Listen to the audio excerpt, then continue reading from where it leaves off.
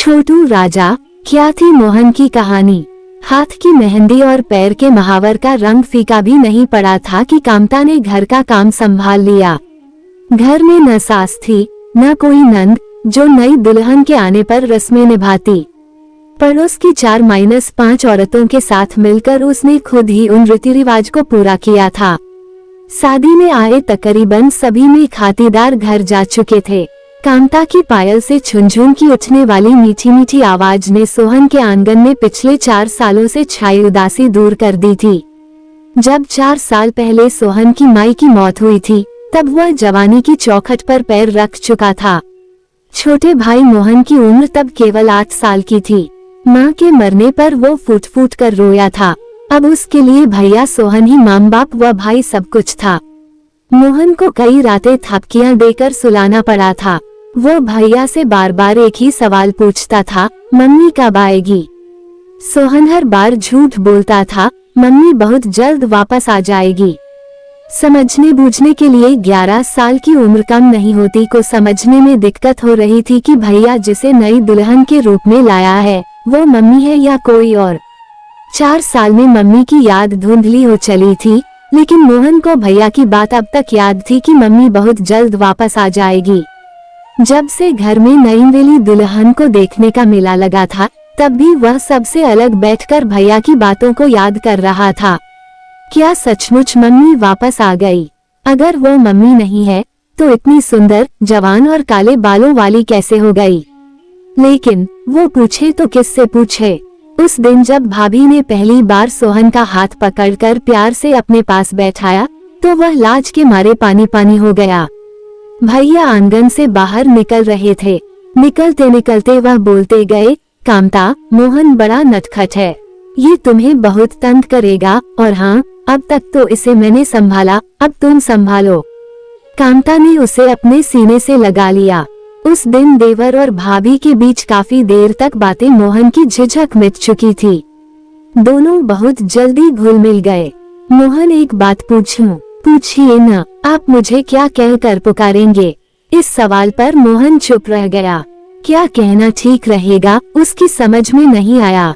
कुछ बोले नहीं। कामता ने टोका, मम्मी। मोहन के मुंह से बिना सोचे ही निकल गया। कामता जोर से हंस पड़ी और प्यार से मोहन का कान पकड़कर बोली, सिर्फ माँ नहीं, भाभी माँ। मोहन ने दोहराया, हाँ। कामता पूछ बैठी, और मैं आपको क्या कहकर पुकारूंगी? मोहन, नहीं, छोटू राजा। इस बात पर वे दोनों काफी देर तक हंसते रहे। टाइम गुजरता गया। सोहन गांव का सबसे बड़ा किसान था। मोहन की पढ़ाई गांव के स्कूल में ही हो रही थी। वो भाभी माँ के दुलार प्यार में कुछ ज्यादा ही चपलता हो गया था। सोहन कभी भी इसकी शिकायत कामता से करता कि तुमने मोहन को बिगाड़ दिया है। कभी गुस्से में आकर वो मोहन को मारने दौड़ता तो मोहन भाभी माँ की साड़ी पकड़कर उसके पीछे छिप जाता। इस पर कभी भी सोहन व कामता में कहासुनी भी हो जाती। सोहन चिल्लाकर कहता, देखना कामता, ये भी मेरी तरह गंवार ही रह जाएगा और इसमें सारी गलती तुम्हारी होगी। नहीं, छोटू राजा गंवार नहीं रहेगा, खूब पढ़ेगा और साहब बनेगा। कामता मोहन को अपने पीछे रखकर भैया की पिटाई से बचा लेती। मोहन पढ़ने लिखने में बहुत तेज था, लेकिन ज्यादा चंचल होने के चलते वह अक्सर स्कूल से पढ़ाई छोड़कर भाग जाया करता। सोहन दिन रात खेती में लगा रहता। इसकी उसे जानकारी भी नहीं हो पाती। जब स्कूल के मास्टर इसकी शिकायत करते तो वह घर आकर कामता पर बरस पड़ता। तब भी कामता ये कर मोहन का बचाव करती, आप बेकार ही चिंतित हो रहे हैं। अपना मोहन पढ़ने में बहुत तेज है, अच्छे डिवीजन से क्लास पास करेगा। यूं तो सोहन नहीं चाहता था कि मोहन खेती में हाथ बटाए और उसकी पढ़ाई बर्बाद हो। फिर भी जरूरत पड़ने पर खेत जाने की हिदायत जरूर करता। लेकिन मोहन को खेत जाना पसंद नहीं था। वो खेत से लौटकर भाभी माँ को पैर और कपड़े में लगे कीचड़ को दिखाते हुए कहता, देखो भाभी माँ, इसलिए मैं खेत पर जाना नहीं चाहता। लेकिन अब तो किसान के लड़के हैं, आपको खेत पर जाने में कहीं हिचकना चाहिए। कामता मोहन को प्यार से समझाती। इस पर मोहन ठुनकने लगता तो कामता को मजबूर होकर कहना पड़ता, ठीक है, आइंदा आप खेत पर नहीं जाएंगे। मैं आपके भैया से कह दूंगी। सोहन को ये बात पसंद नहीं थी। मोहन ने स्कूल का इम्तिहान अच्छे नंबर से पास कर लिया। भाभी माँ को मना करके उसने शहर के अच्छे कॉलेज में दाखिला ले लिया। मोहन के बिना कामता का पूरा घर सुना सुना सा लगने लगता था। बाद में अपने बच्चे के साथ रहकर वह इस कमी को भूल गई। सोहन ने मोहन को पढ़ाने में कोई कसर नहीं छोड़ी। एक दिन मोहन जब गांव आया तो आते ही भाभी माँ को एक खुशखबरी सुनाई। सुनकर कामता खुशी से उछल पड़ी। घर आते ही सोहन पूछ बैठा, अरे कामता, आज तुम बहुत खुश हो? हाँ, बहुत खुश हूँ। कामता सोहन के सामने दोनों हाथ पीछे कर थोड़ा झुकते हुए बोली, जरा मैं भी तो सुनूं कि कैसी खुशी है। ऐसे नहीं, पहले वादा। कैसा वादा? सोहन मुस्कुराया, यही कि इस बार फसल बिकने पर अपनी पूजा बेटी के लिए सोने का एक जोड़ा कंगन बनवा दोगे? कामता ने चाहते हुए कहा। ये भी कोई शर्त हुई? पूजा तो अभी बच्ची है, भला वह कंगन लेकर क्या करेगी? सोहन बोला, इसलिए कि इसी बहाने उसकी शादी के लिए कुछ गहने हो जाएंगे। उसकी शादी की अभी से चिंता? सोहन कहकर जोर से हंस पड़ा और कामता के और नजदीक होकर बोला, चलो, ये शर्त मंजूर है। सिर्फ पूजा का ही नहीं, इस बार तुम्हारा भी कंगन। शर्त? हाँ। अपना मोहन डॉक्टरी की पढ़ाई में दाखिला लेने के लिए होने वाले इम्तिहान में पास हो गया है। वह अब डॉक्टर बनेगा। डॉक्टर? सच? कहाँ है वह? पहले मुझे नहीं बताया। आज उसकी पिटाई करूंगा। कहते कहते सौरभ खुशी से रो पड़ा। मोहन का दाखिला डॉक्टरी की पढ़ाई वाले कॉलेज में हो गया। अब तो वह गांव से और भी दूर चला गया था, लेकिन भैया, भाभी माँ और भतीजा भतीजी से मिलने वह बार बार गांव आता। भाभी माँ अब उसे डॉक्टर साहब कहकर पुकारने लगी। मोहन इस पर एतराज करता। वह कहता, मुझे छोटू राजा सुनने में ही अच्छा लगता है। डॉक्टरी की पढ़ाई पूरी करने के बाद मोहन किसी बड़े डॉक्टर के साथ रहकर मरीजों का इलाज करने की तरकीब सीख रहा था। उसके बाद वह किसी बड़े शहर में डॉक्टर की नौकरी करना चाहता था। मोहन कुछ समय के लिए गांव आया था। बातचीत के दौरान उसने भाभी माँ को भी बताया कि वो किसी बड़े शहर में नौकरी करना चाहता है। इसका कामता ने हंसते हुए विरोध किया, अगर सभी डॉक्टर शहर में ही रहना पसंद करेंगे तो गांव के लोग कहाँ जाएंगे? भाभी माँ, इतना पढ़ लिख कर भी गांव की नौकरी? गांव में क्या रखा है? न बिजली, न सड़कें, न मन बहलाने के लिए सिनेमाघर, जबकि शहरों में सड़कें, बिजली की चकाचौंध, बड़ी बड़ी इमारतें, गाड़ियाँ, पढ़े लिखे लोग। कामता मोहन का मुंह देख रही। मोहन इसी धुन में बोलता रहा, हर कोई पैसा कमाना चाहता है। मैं भी यही चाहूंगा। गांव में सेवा तो हो सकती है, पैसे नहीं मिल सकते। गांव के लोग गरीब होते हैं, वे डॉक्टर को पैसा कहाँ से देंगे? और शहरों में तो जितना जी चाहे पैसे वसूले जा सकते हैं। डॉक्टर साहब, यह आप क्या बोल रहे हैं? गांव में जन्मे बड़े हुए आज गांव से ही नफरत करते हैं। सारे डॉक्टर ऐसा ही सोचने लगेंगे तो गांवों का क्या होगा, जबकि देश के ज्यादातर लोग गांवों में ही रहते हैं। छोड़ो भी भाभी माँ, ये सब सरकारी भाषा है। सरकार भी यही कहती है कि डॉक्टरों को गांवों में अस्पताल खोलने चाहिए, लेकिन कितने डॉक्टर गांव में आना चाहते हैं? मोहन की इस बात ने कामता को काफी दुखी किया। मोहन तो वापस चला गया, लेकिन कामता कई दिनों तक बेचैन रही। मोहन की एक एक बात आग बनकर उसके अंदर उतर चुकी थी। हालांकि वह ज्यादा पढ़ी लिखी नहीं थी, फिर भी जितना वह समझ सकी, मोहन का फैसला उसे अच्छा नहीं लगा। कुछ दिनों बाद मोहन मनचाहे शहर में सरकारी डॉक्टर बन गया। ये खबर पाकर सोहन और कामता को काफी खुशी हुई। अब मोहन बहुत कम गांव आ पाता, लेकिन हर महीने भैया को रुपए भेजना नहीं भूलता। जब कभी छुट्टी मिलती तो घर के सभी लोगों के लिए तरह तरह के तोहफे लेकर जरूर आता।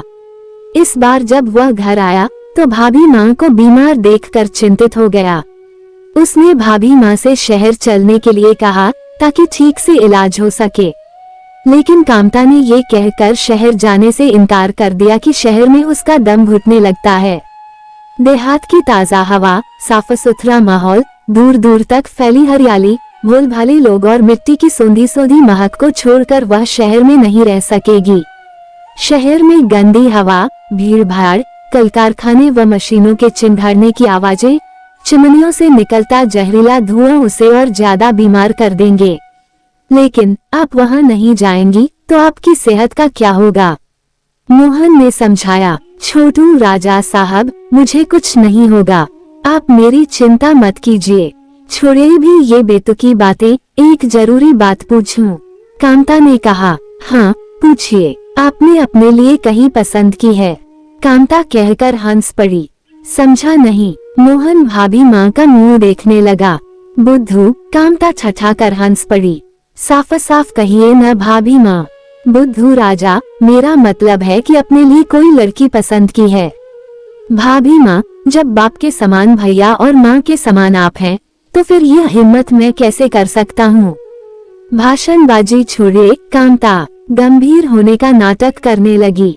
बोली, भैया ही पूछ रहे थे, एक लड़की के बाप से बात चल रही है। सोचे मोहन अपनी पसंद की लड़की खुद चुन लिया होगा तो बाद में दिक्कत होगी।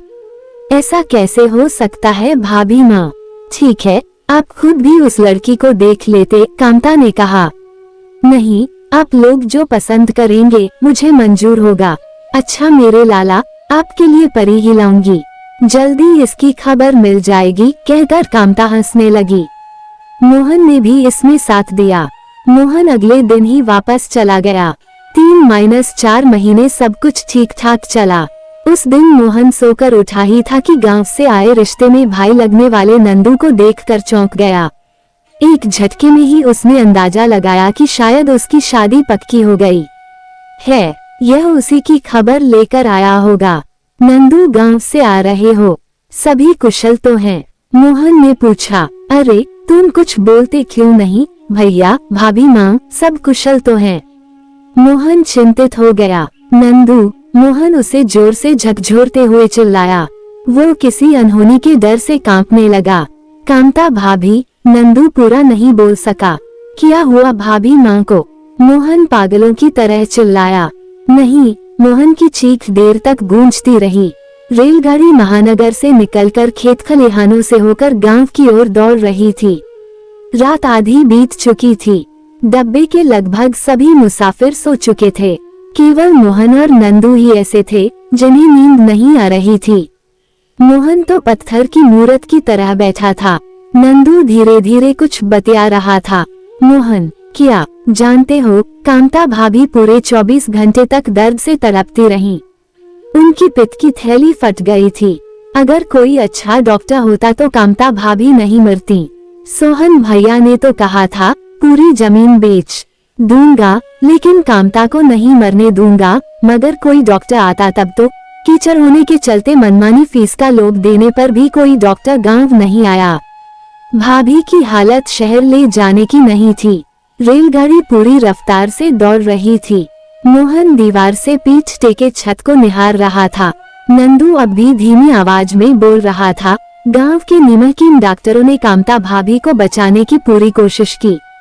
जानते हो मोहन, गांव वाले क्या कानाफूसी कर रहे थे? नंदू कुछ देर रुक कर बोला। क्या, अगर तुम होते तो कांता भाभी नहीं मरती, और मरती भी तो इस तरह तड़प कर नहीं। नंदू की एक एक बात जहर बुझे तीर की तरह मोहन के दिल में उतरती चली गई। भाभी माँ की याद और उनकी एक एक बात टीस पैदा करने लगी। उसने पूछा, नंदू, भोर होने में कितनी देर है? बस 1 घंटा। शहर लौटने के लिए कितने कब की गाड़ी है? रात को है। क्या आज ही शहर लौट जाओगे? नंदू ने हैरानी से पूछा। हाँ आज ही। मोहन की आवाज सख्त थी। मैं नौकरी से इस्तीफा देकर अब गांव में ही डॉक्टरी करूंगा, ताकि और कोई भाभी माँ तड़प कर न मरने पाए। मोहन, नंदू की आवाज भर आई। हाँ नंदू, भाभी की मौत ने मेरी आंखें खोल दी हैं। प्रिय दोस्तों, अगर यह कहानी आप लोग को अच्छा लगा हो तो कृपया चैनल को लाइक करें, शेयर करें, सब्सक्राइब करें। कहानी सुनाने का धन्यवाद।